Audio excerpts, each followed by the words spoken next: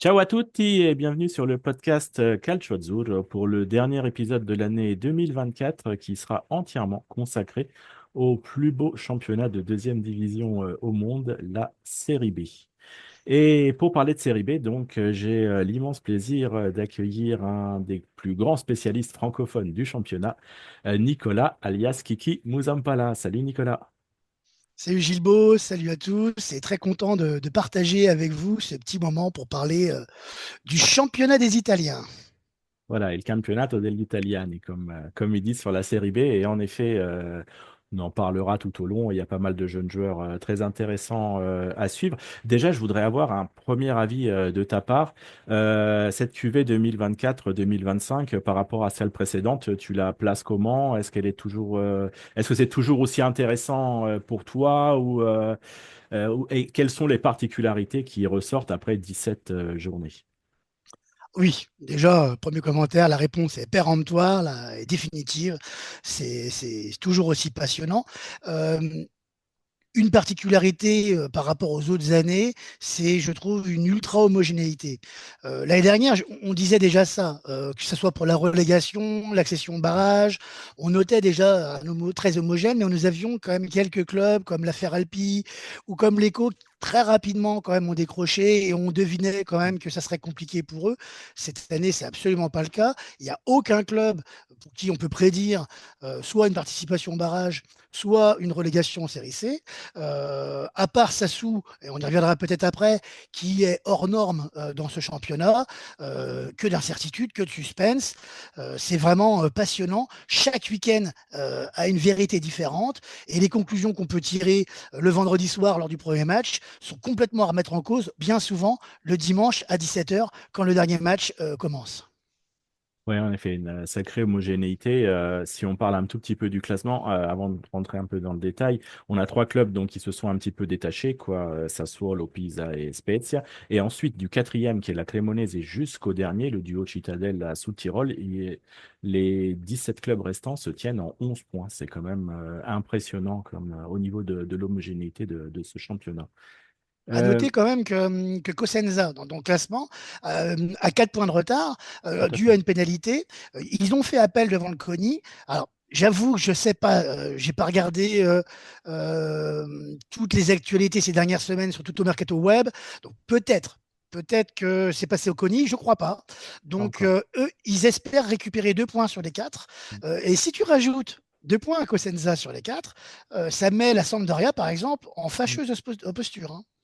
Ouais, non, non, tout à fait, quoi. Et donc là, c'est vrai que en l'espace de deux matchs, en gros, tu peux être barragiste d'un côté puis barragiste de l'autre. Donc c'est un petit peu toute la beauté aussi du championnat. Néanmoins, par rapport aux années précédentes, cette année, tu as trois équipes qui se détachent en tête. Sassuolo qui a 40 points, Pisa à 37 et la Spezia qui en a à 34.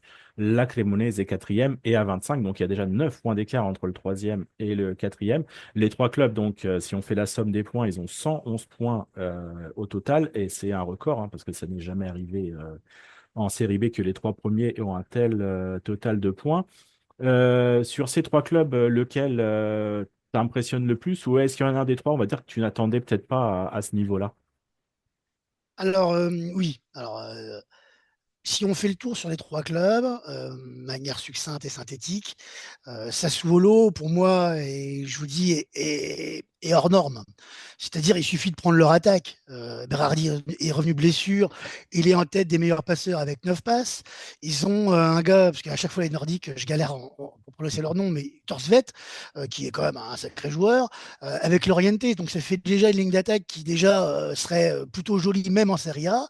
Ils ont Nicolas Pierini qui vient de Venezia en joker, qui est le joker parfait, le mec qui rentre à la 70e, qui te plante des buts et tout. Ils ont une solide défense.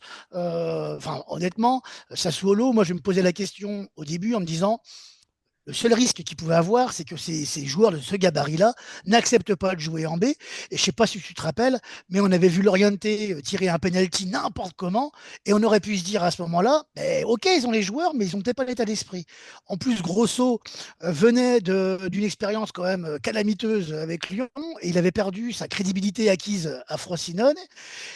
Et sincèrement, ça aurait pu mal se passer. Et puis bon, voilà, ils sont sur 12 victoires en 13 matchs ou en 14 matchs. Ils sont faciles. Je les ai vus contre la Sampdoria, mais ils sont faciles. Et ça joue même bien au football. Ils sont largement au-dessus du niveau. Donc pour moi, ils sont même pas dans la compétition. Donc pour moi, ils occupent déjà un des deux tickets de manière quasi obligatoire. Donc l'équipe qui me surprendrait, pour répondre à ta question et pour te rendre la main, c'est Spezia, parce que j'avais, moi, envisagé Pise comme un gros outsider. On en parlera après, mais je pense qu'il y a plein de faits, d'éléments qui pouvaient nous amener que Pise était peut-être un outsider potentiel. Mais très sincèrement, j'aurais pas imaginé Spezia avec 9 points d'avance sur la Crémonaise. Ouais, non, très clairement. Pour revenir un petit peu sur Sassuolo, hein, donc tu as cité quelques noms, on pourrait aussi rajouter Moulatieri qui met quand même ses buts, hein, malgré que c'est pas toujours évident de se faire une place dans un effectif aussi vaste. Tu as l'arrière écossais Josh Doyle aussi qui était suivi par des clubs plus huppés de Serie A, donc ils sont restés. Certains, au début, ils voulaient pas trop rester, hein. Là, il y a une belle interview de Torstvedt dans la Gazzetta ce matin où finalement il a dit que c'est Fabio Grosso qui est arrivé à le convaincre et à le faire rester à Sassuolo. Et donc là, ils sont tous dans le même bateau et en effet, ils sont en train d'emmener le club à un niveau où je pense que, comme tu l'as dit, une des deux places leur est quasiment acquise, sauf peut-être coup dur, des grosses blessures, ou si le mercato de janvier leur fait perdre quelques éléments. Mais en tout cas, ça n'a pas l'air d'aller dans ce sens-là. Non, mais je pense qu'un mec comme Berardi, maintenant, enfin, franchement, je ne le vois pas partir en janvier pour 4 mois, tenter une aventure en A ou, tu vois, la Fio, éventuellement. Enfin, on en parlait à la Juve l'année dernière, ça s'est Mm. pas fait. Je pense que maintenant, ils sont en mission. Je pense qu'un mec comme Loriente, par exemple, très clairement, en début de saison, il n'avait pas la tête à la série B. Mm. Et il a été médiocre. Franchement, c'est pas méchant de le dire, hein. Franchement, il n'était pas au niveau. Mais là, on voit bien l'attitude sur le terrain, ça n'a rien à voir. On a une vraie équipe de foot. Et, euh, et Grosso est en train de prendre un peu de crédibilité. Et je pense que dans ce genre de configuration, il affecte Frosinone. C'est-à-dire qu'une fois qu'il a un peu d'avance, dans la gestion de l'effectif, il n'est pas mauvais. Et pour le coup, contrairement à Frosinone, il a un effectif taillé quand même pour monter. Non, non, très clairement. Et donc, comme tu l'as dit, il y a cette équipe de la Spezia, enfin, on va dire la Spezia, le nom de la ville, même si on en est toujours à dire là ou l'eau, disons, le club de foot, Mm, c'est lo Spezia Calcio, mm. mais on va dire la Spezia, on va se faciliter un peu la tâche, qui est troisième, une belle surprise de championnat. C'est une équipe qui l'année dernière avait pas mal galéré et qui là retrouve, on va dire, un niveau qui était le sien précédemment lorsqu'elle faisait un peu le yo-yo entre la Serie A et la Serie B. Et c'est une équipe où, là, à l'opposé de Sassuolo, c'est la meilleure défense du championnat. Là, c'est du Mm. très, très solide. C'est une équipe qui, sur les coups de pied arrêtés, est vraiment phénoménale et où tu as des jeunes joueurs italiens et étrangers, mais on va surtout parler des Italiens qui sont en train de se révéler, hein. On ne peut pas se penser à Pio Esposito, l'attaquant de l'Inter. Salvatore Esposito, même s'il est un peu plus âgé, son frangin, bah, c'est vraiment devenu le métronome de l'équipe. Et moi, il y a un joueur que j'adore, c'est Berto, là, en défense centrale, qui est promis un très, très, très, très bel avenir. Ah oui, oui, je fais les mêmes constats que toi. En plus, c'est une équipe pour qui j'ai un peu de sympathie, pour plein de raisons différentes. C'est la plus petite région d'Italie. C'est le troisième club après le Genoa et la Samp en termes de renommée. Ils ont comme fait un beau petit parcours en A pendant quelques années avant de descendre. Finalement, l'année où peut-être ils auraient pu se maintenir, hein. Voilà. Et puis, depuis qu'ils sont en B, bon, c'est un peu plus compliqué pour plein de raisons différentes qui peuvent s'expliquer. Ils ont formé Thiago Motta en tant que technicien. Ils ont formé, enfin, ils ont formé, non. Mais en tout cas, ils ont permis à Vincenzo D'Italiano aussi de prendre une ampleur. Donc, c'est un club pour qui j'ai un peu de sympathie et d'estime. En plus, un vieux stade, le stade Pico, un stade un peu dégueulasse, un peu la salle de série B, dans le sens dégueulasse, c'est pas péjoratif, Voilà, bien sûr. Ouais. rustique, un peu désuet, quoi. Et il a été refait, hein, d'ailleurs. Et j'ai vu d'ailleurs que le propriétaire Piatek se déplaçait ce week-end à Catanzaro pour aller voir son équipe, parce on parlait d'une vente hein, il n'y a pas si longtemps que ça, donc C'est vrai. visiblement c'est moins d'actualité. Peut-être que lui il flaire aussi l'accessibilité, l'accession à la série A potentielle. Même constat que toi sur les joueurs, donc je ne veux pas en rajouter. Moi, je suis surtout impressionné par Salvatore Esposito, que je trouve très intéressant dans les petits jeux en déviation. D'ailleurs, je pense qu'il est dans les meilleurs passeurs du championnat. Je ne sais pas trop, mais je pense que ça ne m'étonnerait pas qu'il soit les meilleurs passeurs du championnat. Je le trouve très bon. Et puis, Istroff, derrière, je je trouve très fort, très solide. Voilà, D'Angelo, il a fait un super boulot. Bon, personnellement, j'avoue que mon cœur pencherait plus pour Pisa pour le deuxième ticket, mais c'est vrai que la situation nous amène à penser que ça va se jouer entre ces trois équipes-là. Et honnêtement, c'est extrêmement surprenant pour Spezia. Pio Esposito, par exemple, pour reprendre sur l'exemple, je trouve que c'est la première année où il marche vraiment comme ça.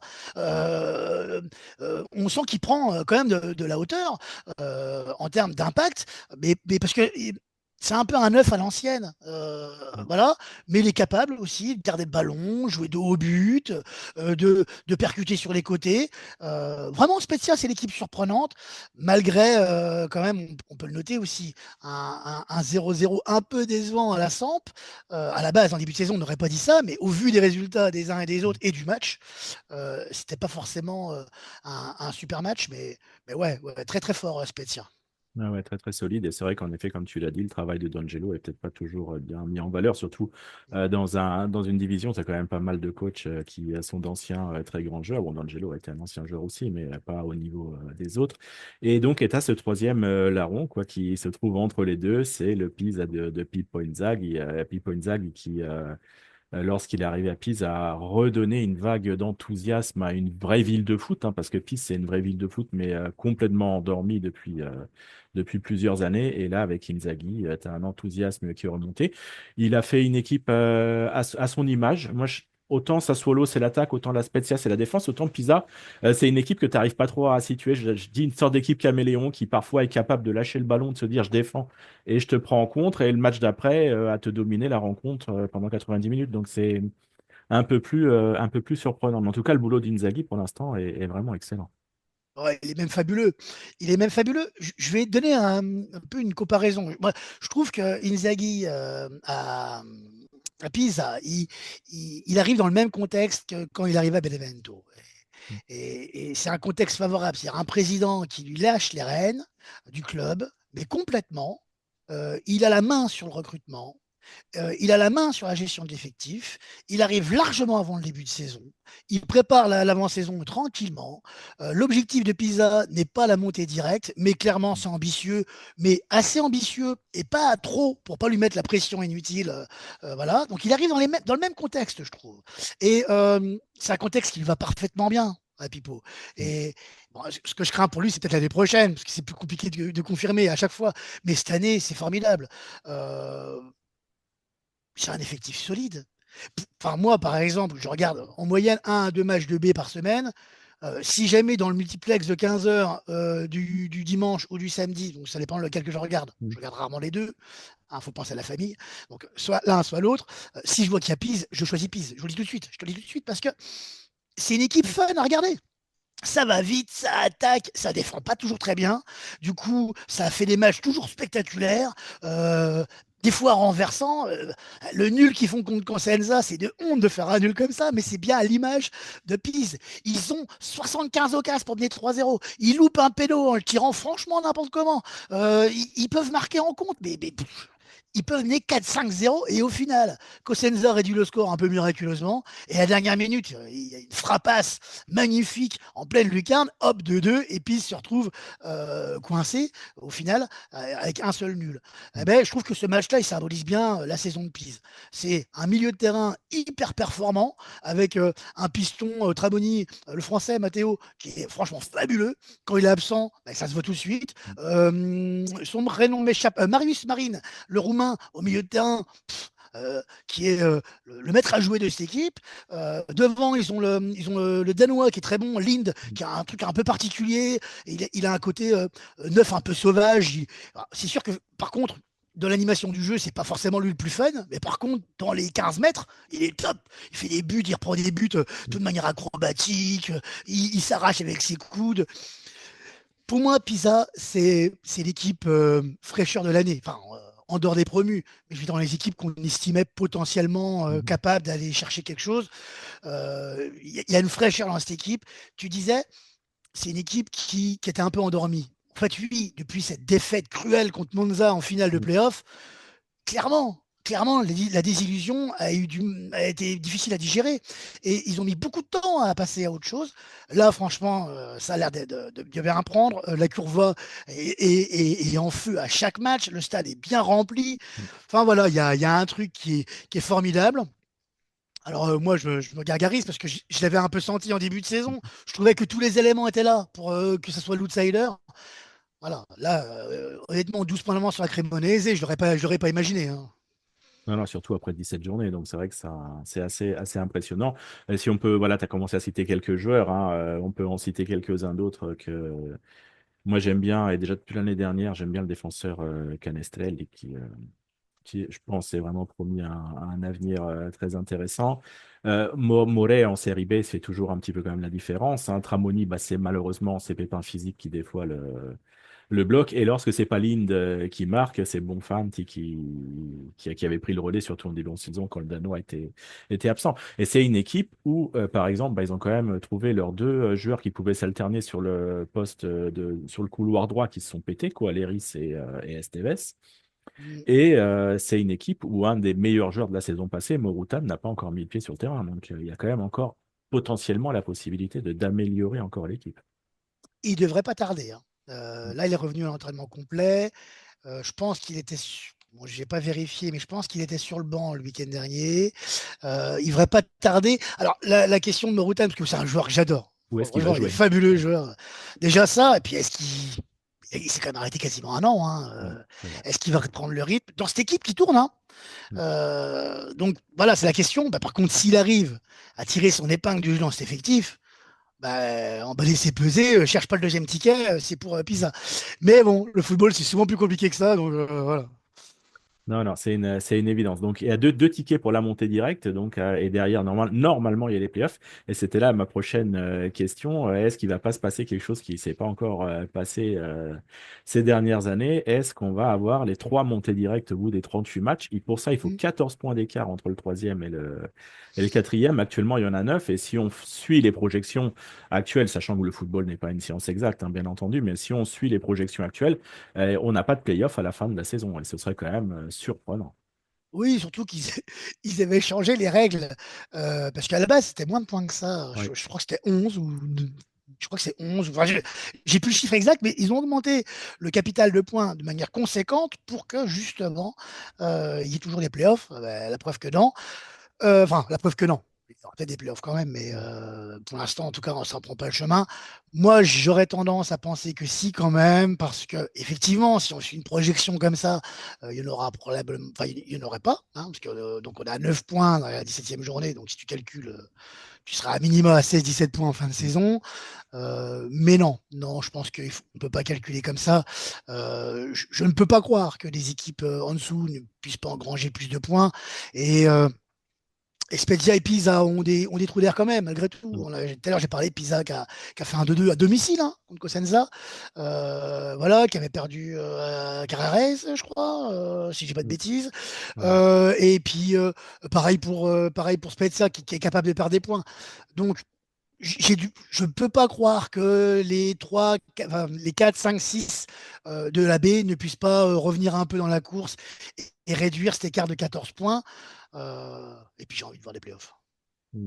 Mais je crois qu'on a tous envie de voir les playoffs. Enfin, on aime la série B aussi pour ça, parce que Ouais. on nous retirerait quelque chose de ne pas avoir les playoffs. Donc, on a trois équipes donc, qui actuellement dominent le championnat, donc ce qui veut dire qu'on a des déceptions, hein, très clairement. Et là, c'est notre deuxième sujet. Trois grands clubs qui, sur le principe, auraient dû se mêler au moins à la lutte avec les autres et rester tout en haut, qui sont un petit peu en difficulté.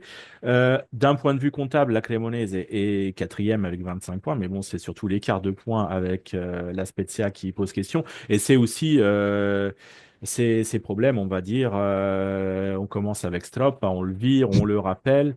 Là, ça semble tourner un petit peu mieux, mais bon, moi j'ai l'impression sur la Cremonese que c'est une équipe qui a un effectif qui est pas bien construit parce que des joueurs comme Van de Put, comme Jonsen en série B devraient faire la différence et finalement ils n'arrivent pas à les utiliser au poste auquel on pourrait dire qu'il devrait être le mieux. Et bon, c'est encore une équipe, on va dire, qui dépend énormément du talent du Mudo Vasquez malgré ses 36 ou 37 ans. Ouais, complètement. Tu as dépeint le tableau parfaitement. Je pense qu'on ne pouvait pas faire mieux. La Cremonese, pour moi, est un peu légère pour espérer une place dans les deux premières directes. Et pour autant, des grosses équipes, c'est celle qui déçoit le moins. Parce qu'on parlera après de la Samp et de Palermo, qui ressemblent plus à des accidents industriels, à mon avis. Euh, mais en fait, c'est un peu pour la même raison que la Cremonese, que ces deux clubs-là, que la Cremonese est en difficulté, effectivement, un effectif déséquilibré. Et puis, probablement un peu un manque de sérénité. Au terme dans la gestion du staff et tout, parce que Stropa qui part, qui est remplacé par Corini, Oui, c'est ça, ouais. par Corini pour 5 matchs. Corini qui fait de mémoire 2 victoires, un nul, de défaite, donc qui n'est pas non plus complètement cata, qui se fait lourder, bon, j'imagine, pour des questions de désaccord avec la direction, parce Où que ça prenait pas avec les joueurs. ça ne Enfin, prenait pas avec les joueurs. ouais, voilà. Toujours est-il qu'il a été viré et que Stropa est revenu. Ça semble pas trop mal, même si ce week-end, je crois qu'ils ne gagnent pas la Crémo. Ils font match nul, si je dis pas de bêtises. Donc, c'est un peu incertain. J'ai vu qu'ils étaient sur Brunnery, voilà, pour une offre éventuellement à 5 plus 2 avec bonus. C'est pas idiot au vu de la situation de la Crémo, de viser un vrai neuf, parce qu'effectivement, tu as Vasquez qui est pas mal, mais il manque quand même un point d'appui devant après le départ de Coda. Donc voilà, à voir. Moi, je trouve aussi que il y a Foulignati dans les buts, qui est peut-être le seul à faire sa saison. Le seul, non, parce qu'il n'était pas quatrième, s'il n'y a qu'un seul bon joueur. Mais Foulignati, je trouve qu'il fait du bon taf. Donc, avec un appui devant et cet effectif qui est certes déséquilibré, mais qui manque pas de qualité, c'est une équipe que je vois bien quand même rester dans les positions de barragiste.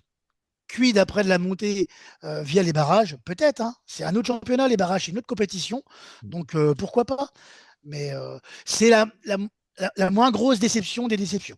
Oui, voilà, actuellement, c'est la moindre déception. Et c'est vrai que c'est peut-être l'équipe a peut-être, si elle commence vraiment à tourner pour de vrai, la capacité de permettre à ce que les playoffs aient lieu au final et de bien se consolider à la quatrième place, voire même un peu revenir sur les premiers. Tu avais commencé à l'évoquer, donc on a celles qui sont actuellement vraiment les deux grosses déceptions, hein, c'est Palerme et la Samp. On va commencer par Palerme, qui des trois est la seule qui pour l'instant a encore en place son entraîneur de début de saison, même Ouais, si on ne sait pas c'est pendant combien incroyable. de temps.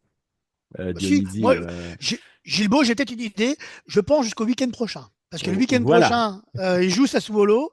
Donc, à mon avis, s'il ne gagne pas contre Sassuolo, ça risque d'être tendu. Mais Ça c'est à reste noter attendu. quand même. Parce que Palermo, c'est quand même souvent instable. Mm. Et que Dionisi soit encore en place, c'est fort. Ouais, ouais, non, non, ça veut dire qu'ils ont vraiment essayé de faire quelque chose avec lui.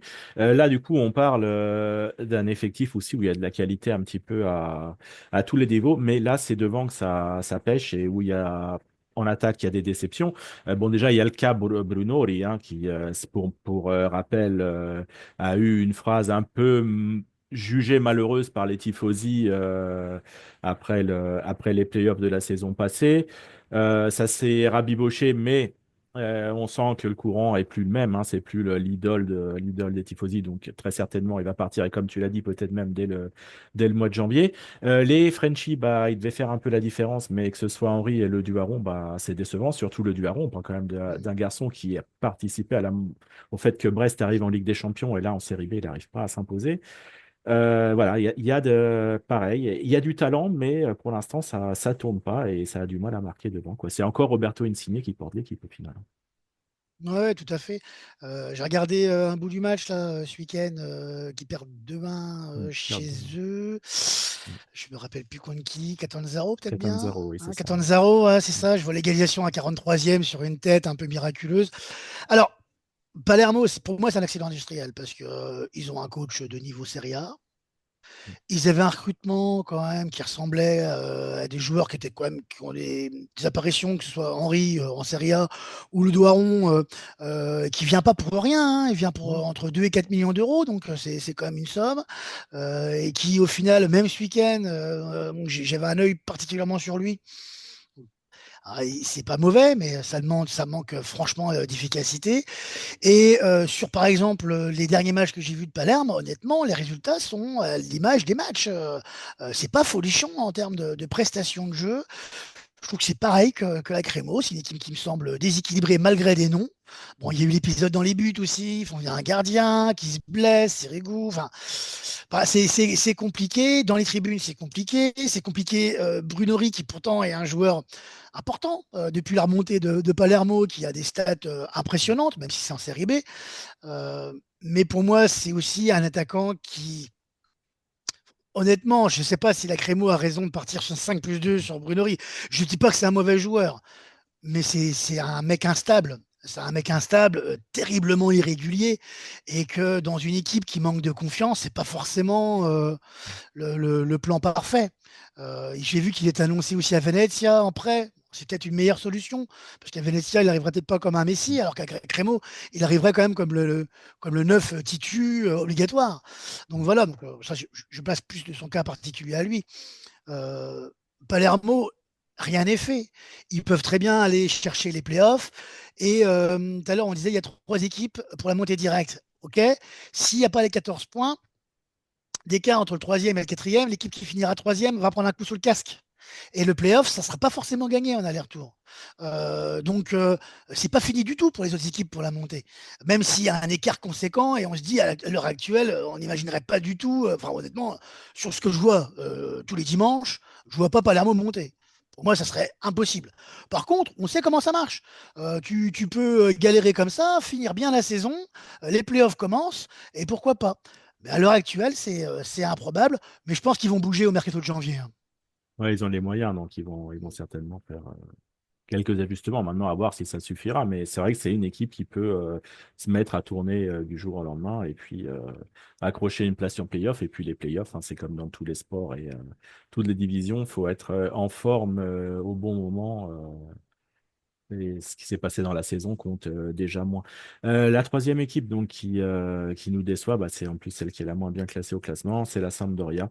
Sampdoria qui voilà a eu ses problèmes hein, de propriétaire, de président. Là, on semblait quand même avoir une certaine stabilité. L'effectif a été construit très probablement un petit peu tard au mercato, mais malgré tout, c'est une équipe qui présentait un duo d'attaque, qui présente un duo d'attaque code à Tutino. Bon, c'est quand même pas indifférent. Puis il y a eu pas mal de joueurs qui venaient de Serie A un petit peu dans tous les postes. Mais là aussi, ça prend pas, ça reste vachement instable sur le terrain. Et puis ça reste instable aussi au niveau des entraîneurs parce que Pirlo a pas réussi. Sotil, qui était pourtant un entraîneur avec une bonne réputation de solidité et tout, bah, ça n'a pas marché non plus. Et maintenant, c'est Leonardo Semplici qui arrive. Lui, par contre, il a un canevas assez fixe avec un 3-5-2 qui est immuable depuis qu'il est à la SPAL, mais est-ce que ça va prendre? Est-ce que ça va marcher? Lui, il espère beaucoup dans le retour de Pedro là. Maintenant, j'ai quand même quelques doutes sur cette Sampdoria. Ouais, la Sampdoria, le titre de la chronique, ça aurait pu être bah, une attaque, ça suffit pas. T'attaques, ouais, t'as un joli duo d'attaque, Coda, Coutinho, qui en plus, moi je trouve, ont les particularités pour pouvoir être associés. Mm. Parce que voilà, ils peuvent combiner ensemble. Et d'ailleurs, on l'a vu, c'est arrivé une paire de fois. Mais par contre, c'est une équipe qui est totalement déséquilibrée, mais totalement déséquilibrée. Alors, Sabici, j'ai- moi aussi, j'ai quelques doutes, mais je pense que son 3-5-2, par rapport à cette équipe et au potentiel de cette équipe, c'est pas idiot. Parce que Melestein, belge ou hollandais? Hollandais. Les Je Hollandais, crois oui. qu'il est hollandais, qui peut jouer en sentinelle un rôle très intéressant avec avec 2 milieux de terrain qui manquent un peu d'impact. Donc là, il peut venir renforcer les trois de derrière. Il a 2 pistons, à mon avis, moi qui manque de qualité, mais bon, c'est tout. Et puis, il a quand même 2 bons attaquants. J'ai trouvé que contre la Spezia, par exemple, on a retrouvé une équipe qui savait défendre, parce que j'ai vu les 2 derniers matchs hein, Mhm. de la Samp. Donc j'ai vu le match contre Sassuolo et j'ai vu le match contre Spezia. Alors, bon, tout de suite, on s'est pas éclaté contre Spezia, hein. C'était pas le match du siècle, hein. La Samp, ils ont 3 occasions, dont une seule vraiment franche en première mi-temps, une belle frappe, mais qui est vraiment dans un angle quasiment mort. Bon, voilà. Et ils sont quand même dominés limite par Spezia qui a des situations dangereuses. Mais quand même, par rapport à ce que j'ai pu voir la semaine d'avant, contre Sassuolo, où c'était une armée mexicaine, l'armée mexicaine sur le terrain. Ça ressemblait à rien. Bon, ils reviennent à 4-1. Koda, il met un but sympa. Il a une occasion juste après pour faire le 4-2. Mais tout ça, c'est du miracle, hein. Ils peuvent en prendre 8 contre Sassuolo. Il n'y a pas d'équipe, il n'y a pas de match. Et c'est quand même, et je trouve que ça fait quand même mal, parce que c'est quand même la Samp, quoi, qui joue contre logiquement l'autre rival de la division. Et là, il n'y a aucune rivalité. Il n'y a aucune rivalité. Même à la fin du match, personne n'est déçu, hein, du côté de la Samp. Tu les vois sortir, limite qu'ils ont joué un match amical. C'est une cruauté terrible. Contre Spezia, on retrouve une équipe. Clairement, on retrouve une équipe. Mais ça suffira pas. Attention. Attention, la Samp. Parce que tout à l'heure, j'en parlais, Cosenza a 2 points de pénalité qu'ils peuvent éventuellement récupérer. S'il les récupère, il passe devant la Samp et la Samp passe en play-down, enfin, en barrage pour la Non, C. bah, ouais, play-out, ouais. Oui, excuse-moi. Non, non, Exactement. Et du coup, dans ces matchs-là, aller-retour, une équipe qui n'a pas l'habitude de jouer pour sa survie, attention à ça, parce que euh, ça, ça sera moins compliqué pour les équipes qui ont l'habitude de cravacher, parce que eux, ils savent, tous les ans, ils cravachent pour se maintenir. Attention à la Samp. L'année dernière, on se disait déjà ça, et bon, ils ont réussi quand même à y aller tranquillement, même à atteindre ouais, les play-outs. les playoffs. Cette année, le scénario se reproduira peut-être, hein. C'est pas impossible, hein. Comme on disait tout à l'heure, il y a 6 points pour le huitième, donc bon, il n'y a rien n'est fait, hein. Mais sincèrement, s'ils n'équilibrent pas cet effectif, pour moi, c'est absolument impossible. C'est impossible. Ils n'ont pas de joueurs capables de casser des lignes. Aucun joueur capable de casser des lignes. Qui va faire les passes à Coutinho ou à Coda? Personne. Donc, c'est un jeu très stéréotypé. Là, contre la Spezia, par exemple, c'était bien parce que c'était solide. Mais en termes d'animation offensive, c'est d'une pauvreté, Mazette. Voilà. Donc, pour moi, bon, ça me fait de la peine en plus, parce que bon, bah, on a C'est notre sûr, copain hein. Michael et puis c'est la Samp, et puis voilà. Mais ça me fait vraiment beaucoup de peine pour eux, même si je n'ai pas d'affection particulière pour la Samp, mais parce que c'est un monument du football italien, un monument en danger, hein. Ouais, monument en danger. Bon, on va voir si Pedro là, qui revient, parce que lui, on a un contrat, il a quand même des capacités, à voir s'il peut arriver un petit peu à redresser ça, on va voir. Bon, en tout cas, c'est sûr que pour l'instant, on a trois équipes, donc on attendait plus haut et qui là n'y sont pas. Et à côté de ça, on a un vent de fraîcheur qui nous arrive tout droit de la Serie C. Autant tu l'avais cité au début de l'émission, la saison passée, des clubs comme l'Eco et la Ferral Pisalo n'étaient pas formatés pour venir jouer les troubles fêtes en Série B. Mais là, on a quand même quatre équipes. Cesena et la Juve Stabia qui actuellement sont en zone play-off. Mantova et Calarese qui sont au milieu de tableau. Et surtout, on a quatre équipes qui produisent du jeu, qui vont vers l'avant, qui proposent aussi des nouveaux joueurs, des nouveaux coachs aussi qu'on n'avait pas l'habitude de voir. Et donc, voilà, pour moi, c'est un véritable vent de fraîcheur, ces quatre équipes. Et parti comme c'est parti, il n'y en a aucune qui va redescendre. Et tant mieux. Et tant mieux parce que je trouve qu'ils ont fait. Ouais, le vent de fraîcheur, c'est vraiment bien défini. Je crois que grosse différence que l'affaire Alpi, pour reprendre un peu l'exemple, l'affaire Alpi, en fait, ils avaient, je crois, une structuration qui était pertinente, Mm. mais ils sont montés trop vite et trop haut. C'est un peu leur problème. Et peut-être qu'ils vont se reconstruire. Ça marche comme ça aussi, hein. Tu montes, tu te structures, tu redescends. Voilà, c'est possible et c'est pas très grave. L'Eco, ils s'étaient montés un peu par hasard. C'est sûr. Honnêtement, l'année où ils montent, jamais ils doivent monter. Ils battent Foggia, ils battent Cesena. Cesena qui battent en barrage. Cesena, le match, je l'ai vu, mais c'est un truc de fou. Cesena, Mm. jamais de la vie, ils doivent perdre contre, contre l'Eco. C'est une histoire de dingue. Et une belle histoire d'ailleurs, mais une histoire de dingue. Mm. Les quatre arrivent dans un contexte différent, dans le sens où, pour moi, ils sont plus en maîtrise de leur jeu par rapport à la montée. Juste Abia, c'est une équipe solide, avec une fraîcheur, une courva qui suivit déjà avant. Il y a un vrai Mm. historique. D'ailleurs, à noter, ça peut faire plaisir à des ultras français, par exemple, comme quoi il faut lutter. Ils étaient partis pour jouer à Piacenza quasiment pendant 6 mois. Ils ont décidé de faire grève. Le match contre Modène, qui se joue à Piacenza, qui se situe à 80 km de Montova à peu près, et qui se situe, par contre, je pense, à 400 bornes Ouais, même de- plus. Ouais. même plus, j'ai pas les kilomètres, mais vraiment, bref, qui se situe très très loin. Ils avaient enregistré, je crois, 150 entrées neutres, hein. Donc, c'était vraiment incroyable. Et le maire s'y est mis. Enfin, ça a bougé dans tous les sens. Et la journée d'après, ils ont pu jouer à domicile. Donc voilà, donc il y a une mobilisation qui est à la fois l'équipe, l'historique, et puis régionale aussi. Chaque club représente Mm. Carrarese, c'est le marbre, la Justabia, donc c'est une courvoie très importante. Mm. Montova, c'est une équipe qui n'avait pas retrouvé la baie depuis quelques temps, mais qui s'appuie quand même comme une très très bonne équipe de C quand même de manière Mm. régulière et qui a un bel effectif. Et je note le clin d'œil parce que ça me fait plaisir, c'est la ville jumelle de Charleville-Mézières, donc voilà. Mm. On a le même fondateur, hein, Monsieur de Gonzague. Voilà. Donc c'est la ville jumelle de Charleville. Pour moi, j'ai un petit ressenti positif. Euh, et surtout, et je crois que c'est l'élément principal, c'est des équipes qui jouent au football.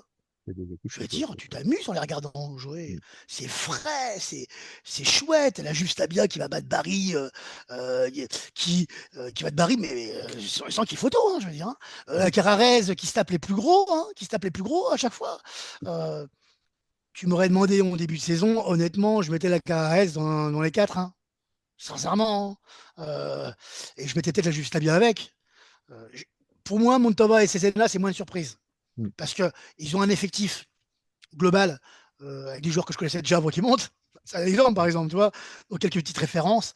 Ces là ils avaient recruté Bastoni, par exemple, Mm. qui, pour moi est un bon petit joueur de B. Et puis, ils avaient bien construit l'effectif. Ils ont un super stade, il y a des structures. Bah, Il y c'est a pas un pareil, coach quand quoi. même qui était, enfin, qui est, pour le citer, c'est Mignani quand même, c'est lui qui avait emmené Barry jusqu'en finale de playoff contre Cagliari. Donc on est quand même sur une équipe qui, en plus, même en termes de budget, est quand même structurée pour viser la première moitié de tableau. Donc là, c'est peut-être moins surprenant que les trois autres. Mais Posanzini, pour reprendre sur Montova, c'est un nom enfin, que moi, par exemple, je connaissais moins. Regardez Montova, c'est vraiment sympa. Hein. Ah, c'est Surtout à magnifique, domicile. hein. Hein. Ouais, ouais. T'as une Moi, ambiance en ouais. plus et tout. C'est cool, quoi. J'adore, je les avais bien suivis en série C l'année dernière. Ils avaient réussi une saison vraiment exceptionnelle. Puis Posanzini, c'est un élève en quelque sorte de Deserbi, hein. Donc c'était son adjoint d'ailleurs pendant longtemps. Puis il s'est lancé tout seul et il a fait quelque chose de vraiment sympathique. Alors c'est vrai qu'en termes de résultats, ça prend peut-être un petit peu moins bien que Cesena ou la Juve Stabia, mais mine de rien, c'est quand même là, c'est solide et ça tient vraiment la route, hein. Ouais, puis ça prend un peu moins bien. Au final, il n'y a pas beaucoup d'écart entre la Juve Non. Stabia et Moldova. Et on en reparle dans 2 mois. Ça se trouve, ce sera rééquilibré. Tu vois. Bon, en tout cas, c'est deux équipes qui, à mon avis, descendront pas. Et c'est déjà une sacrée nouvelle. Quand tu montes de Mm. C, il faut se maintenir quand Bien même. sûr. On voit le niveau homogène. Du coup, ça va faire bizarre quand même à quatre équipes qui vont se retrouver en C l'année prochaine et qui n'avaient probablement pas prévu. Donc, bon, je pense qu'on en reparlera plus tard de la descente parce qu'à l'heure actuelle, s'amuser, alors là, c'est même plus, enfin, c'est plus de la voyance parce que c'est impossible. Bon, franchement, là, je serais incapable de te donner un nom d'une manière sûre et certaine d'une descente Mm. en C. C'est impossible. Carrarez, c'est Calabro, je trouve qu'il fait Mm. du sacré taf aussi, parce que pour le coup, moi je trouve que c'est lui qui a probablement le moins gros effectif en termes de qualité et de quantité. Et c'est assez impressionnant en termes de stabilité, de solidité défensive. Ils sont à un endroit que j'aurais jamais imaginé. Surtout que le début de saison est pas fou. Hein. Donc ils se reprennent bien. Tu as vite fait, quand tu es en B comme ça, que tu es promu, que tu as perdu quelques matchs, d'avoir la tête sous le Mm. sac. C'était le cas de l'affaire Alpi. Hein. L'affaire Alpi l'année dernière, s'il commence moins mal le championnat, ça se trouve, on en reparle en fin de saison. Tu vois. Mais bon, bah, eux, Carrez, ils ont réussi à remonter. Pour Cesena, on en parlera peut-être sur les révélations, mais il y a le petit Spendi Mm. qui est quand même assez fabuleux. Son jumeau joue justement à la Carrarez. Ouais, Steven, ouais. Steven, il vient de marquer un but hyper important là, il y a une quinzaine de jours. Euh, les deux frangins, il faut qu'on en parle parce que c'est quand même fabuleux. Et pour le coup, en toute humilité, j'ai beau bien suivre la série B, puis même suivre la série C en regardant direct à Gaulle, je ne les ai pas vu venir. Mais pas du tout. Ouais, ouais, moi, je les suivais pour suivre un petit peu tout ce qui est scouting en Italie. Ils affolaient déjà tous les compteurs dans les équipes de jeunes à Cesena à l'époque. La seule particularité, c'est pas évident de les différencier. Ok, ils se ressemblent beaucoup, mais là c'est vrai qu'actuellement Christian, qui sur le principe était pas le moins fort des deux, mais Steven avait mieux démarré parce qu'il est arrivé jusqu'à Empoli et puis là il a été prêté à la Calarese, mais son frère Christian, donc il a déjà mis 12 buts cette saison. Bon là il vient de se blesser, donc il n'affrontera pas son frère. Le match est prévu le 28 décembre, mais ils s'affronteront pas. Mais il fait un début de saison vraiment excellent et d'ailleurs il n'a pas entièrement fermé la porte à la nationale italienne, hein. Ils sont tous les deux nés en Italie de parents albanais. Donc, généralement, les enfants d'Albanais ont tendance quand même à jouer pour l'Albanie. Mais Mhm. lui, il a dit que si la nationale m'appelle, surtout que vu qu'il est un peu déçu que l'Albanie ne l'ait pas appelé, peut-être qu'il y réfléchirait un petit peu plus longuement. À Cesena, il y a deux autres joueurs, moi, qui me plaisent beaucoup, hein. C'est le milieu de terrain Berti, disons, hein. Rien à voir Mhm. avec le grand Nicolas de l'Inter, mais un joueur très talentueux. Et j'aime bien aussi le petit, je pense qu'il est de la Sierra Leone, Carpo devant, Mhm. qui bouge, qui remue énormément et qui apporte vraiment du sang neuf. Donc il y a quelques jeunes vraiment intéressants du côté de Cesena. Pour la Juve Stabia, donc là, un entraîneur hein, qui lui aussi a un nom d'un ancien joueur de l'Inter, hein, c'est pas Liuk, mais rien à voir Mhm. avec, Guido. avec le gardien. C'est l'entraîneur typique qui a fait toutes ces gammes entre série D et série C et qui là a la chance de sa vie et pour l'instant, il l'exploite plutôt bien. Et juste pour la petite anecdote, la Juve Stabia a gagné le week-end dernier à Salerne, un derby. Il faut dire qu'entre Castellammare et Salerne, il y a 30 kilomètres. Et ça Mhm. faisait 102 ans que la Juve Stabia n'avait pas gagné un derby sur le terrain de la Salernitana. Donc ça aussi, c'est plutôt sympa. Et puis la Calarese, et ça, bon, ça faisait 76 ans qu'elle avait plus mis les pieds en Série B. Donc au-delà du jeu, de tout, vraiment, on a, je répète encore une fois, un élan de fraîcheur avec ces quatre équipes. Et puis j'espère moi aussi que ça va durer parce que ça apporte quelque chose de nouveau. Et en plus, avec des villes de foot où ça suit derrière, quoi. Ouais, j'ai suivi en tout cas le résumé et un petit peu le match là contre Salerne. Et c'est vrai que bon, déjà c'est un derby Mm. pittoresque, on peut dire ça comme ça, parce que c'est pas habituel. Et c'est pour ça que j'aime la baie. Je veux dire, j'ai déjà dit, mais j'aime la baie pour ça, parce qu'on voit des cités qui puent le foot, Mm. enfin, ça sent l'authentique. Et pour le coup, le Stabia là, a fait un très très bon match contre Salerne.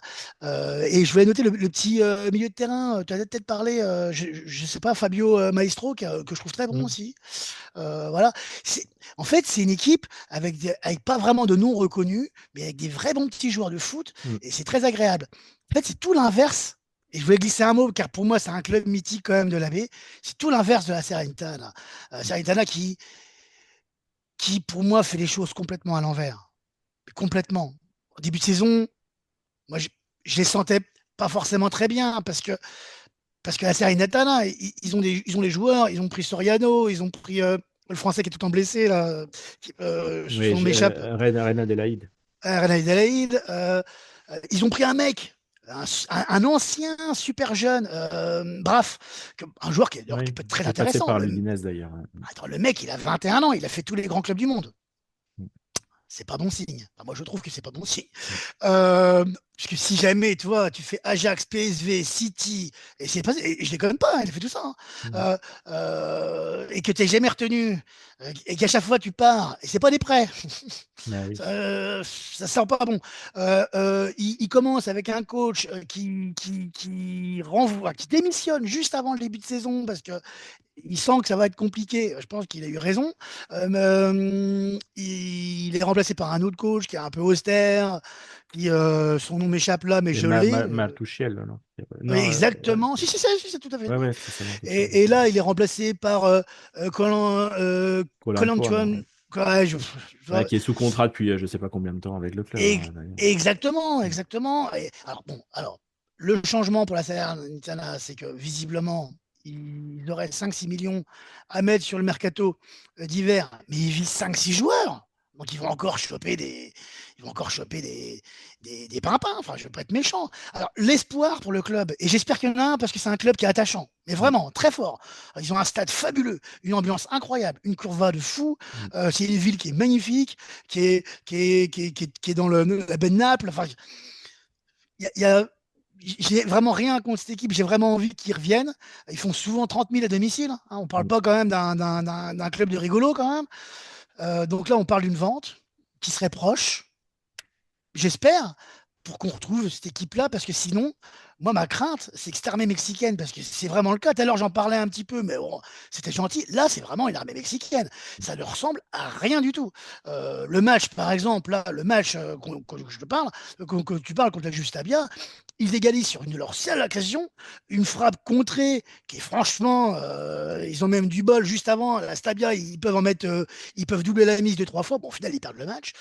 Ça ressemble vraiment à rien. Donc j'espère qu'ils vont y avoir un repreneur, qu'on va reprendre une direction sportive un peu intéressante, un coach un peu sérieux, et puis un recrutement, et pas recruter 12 joueurs comme ils font à chaque année pour 4 millions, parce que c'est pas la bonne méthode.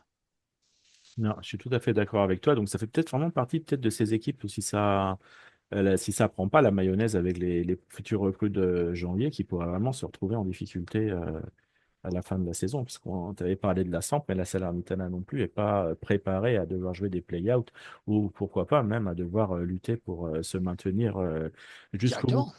Et sur toutes les autres équipes, donc là, on a fait les grands sujets. Pêle-mêle, donc il y a quand même d'autres belles surprises. Moi, je pense. Je dis surprise parce que ils sont passés d'une Serie A qui leur a échappé à 1 minute près une saison, puis la saison d'après au play-out contre la Ternana. C'est Barry qui l'a finalement fait plutôt une belle saison, avec en particulier un joueur, un Parisien, Mehdi Dorval, il peut jouer piston droit ou piston gauche. Il a surtout joué à gauche là cette saison et qui est pisté, c'est le cas de le dire, par plusieurs écuries de Serie A. Donc c'est vraiment un nom à retenir. Et autre équipe qui, moi, je trouve qui là pour l'instant fait un bon début de saison. J'avais quelques craintes pour eux vu qu'ils avaient perdu quelques joueurs et leur coach de la montée, c'est Catanzaro et qui, toujours porté par Pietro Iemel, arrive malgré tout encore à se maintenir dans le haut du tableau. Bah oui, carrément, parce que c'est vrai que eux, ils ont perdu leur coach qui depuis s'est fait virer par Frosinone. Et donc, je serais pas étonné Mm. que si ça tourne vinaigre un jour à Catanzaro, on puisse leur voir toquer à la porte. Bon, pour l'instant, Caserta est en place, il n'y a pas de raison Mm. de le changer. Et pourtant, Caserta, quand il n'arrive pas comme un sauveur, hein. Il arrive de Cosenza. Enfin, il a vécu un passage assez difficile à Cosenza, où il se fait renvoyer en mars. Il est sans club. Il arrive donc à Catanzaro dans un climat qui est quand même pas sympa, dans le Mm. sens où ben, le goût rouge, peut-être le mot est un peu fort, mais le coach emblématique quand même, Mm. charismatique, Villarini, part. Il part avec leur gardien, qui est d'ailleurs Mm. une des seules bonnes recrues de Mm. Frosinone. Et tu te dis, mais ça va partir en cata parce que ouais, c'est un peu léger. Et puis Yemelo, il fait le taf.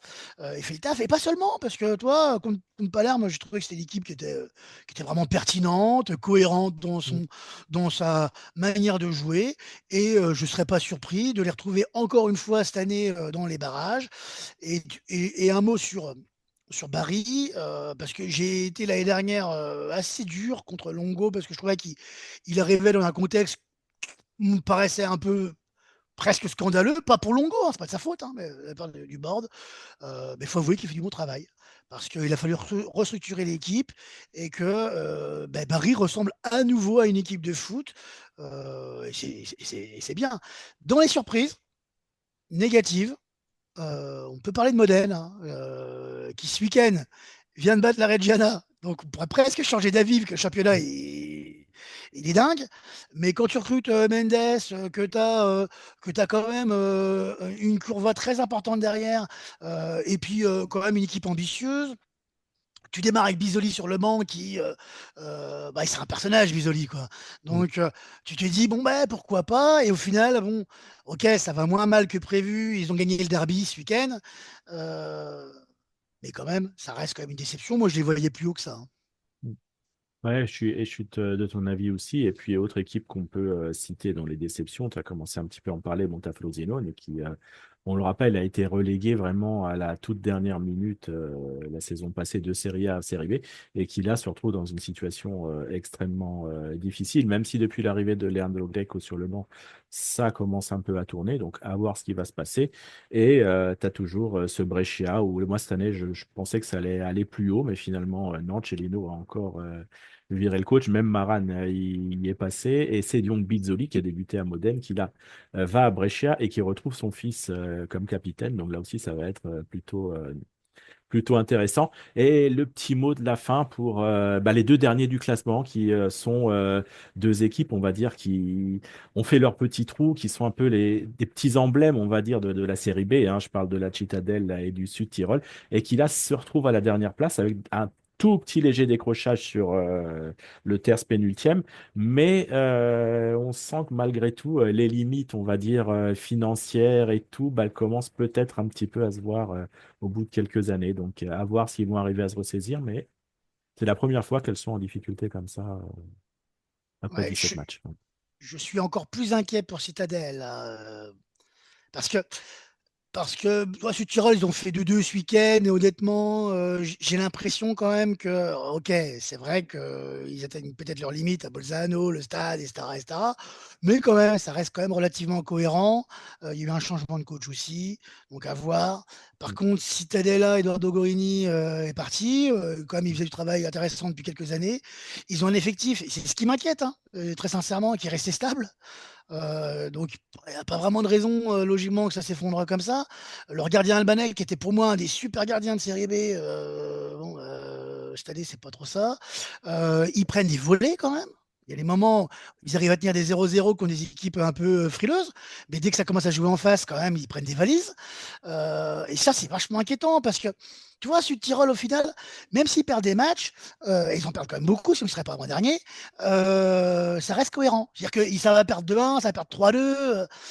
J'ai l'impression que Sita, et ça m'emmerde parce que c'est une équipe pour qui Mm. j'ai un peu d'affection aussi, tout à l'heure on disait je vois pas une équipe descendre lancée. En fait, c'est faux. C'est vrai que à l'heure actuelle, je vois pas bien ce qui pourrait sauver Citadella de la descente, hein. Mathématiquement, c'est largement jouable, hein. Donc c'est pas fini. Mais c'est plutôt en termes de jeu et en termes de dimension. On sait que Sita, ça va pas être Frosinone, ça va pas être la Samp. Ils vont pas aller chercher 4 joueurs pour sauver la baraque. Ils ont pas les épaules pour ça. Le club n'est pas structuré pour ça. Et franchement, ça craint un peu quand même. Pour Sud Tyrol, c'est peut-être un effectif qui arrive un peu en bout de cycle Mm. aussi, parce que tu vois, leur attaquant Odougou, je crois qu'il Mm. s'appelle, qui est pas inintéressant, mais c'est un bon joueur de C, qui a fait le travail pendant 2 ans en B. Hein, attention, c'est vraiment pas méprisant ni médisant, mais je pense qu'à ce niveau-là, les années quand même aussi ont du poids sur lui. C'est un mec qui a beaucoup navigué en D et en C. C'était un sacré miracle depuis 2 ans, ce qu'il faisait quand même à Sud-Tirol. Même s'il marquait pas 18 buts, il était très intéressant. Ben, peut-être que lui, par exemple, il touche à limite. Kaziragi, ben, il Mm. n'est pas à 18 buts en décembre. Et ça, c'était un peu les miracles les années d'avant. Mm. Et peut-être qu'on a oublié que c'était des miracles les années d'avant. Mm. Et que finalement, là, ils sont plus ou moins à une situation qui ressemble à ce qu'on avait prédit quand ils étaient montés la première fois. Non, non, mais tout à fait. Bon, donc c'est pour ça on va voir ce que ça va donner. Hein, mais on reste, on va dire, sur ce championnat qui est hyper équilibré. Et là, ce qu'on vous a dit là aujourd'hui, c'est peut-être pas ce qu'on vous dira dans 2 mois, parce que le but, c'est avec Nicolas de faire un point régulier du championnat de série B et de vous en parler. C'est un super championnat et qui, je trouve, n'est pas assez mis en avant. Donc, on essaye de le faire, nous, à notre façon, dans notre petit podcast. Et voilà. Et puis, j'espère donc, du coup, que ça vous a plu et que on remettra ça très prochainement. Nicolas, je te remercie d'avoir accepté mon invitation et on se refait ça quand tu veux. Et je souhaite de joyeuses fêtes de fin d'année à tout le monde. Et puis on se retrouve l'année prochaine pour plein, plein, plein de nouvelles émissions sur la série A, la série B, la nationale et avec plein de petites surprises aussi à venir.